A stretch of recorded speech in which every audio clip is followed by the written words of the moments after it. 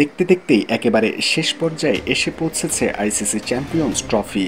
আগামী ৯ মার্চ রোববার শিরোপা নির্ধারণী ম্যাচে মাঠে নামবে নিউজিল্যান্ড ও ভারত।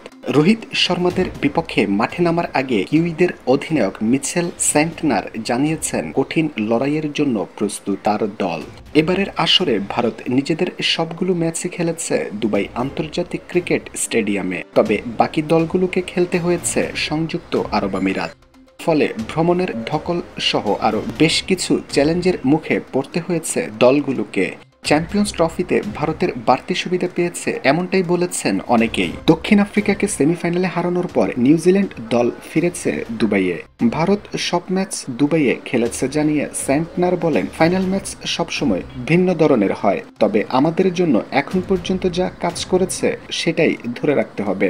আমরা এমন এক শক্তিশালী দলের মুখোমুখি হতে যাচ্ছি যারা দুবাইয়ের সব ম্যাচ খেলেছে এবং এখানকার কন্ডিশন সম্পর্কে ভালোভাবে জানে।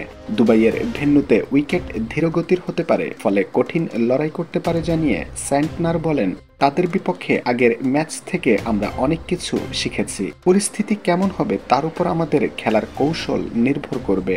লাহোরের তুলনায় পিচ এখানে ধীরগতির হবে, হয়তো কঠিন লড়াইয়ের পরিস্থিতি তৈরি হবে।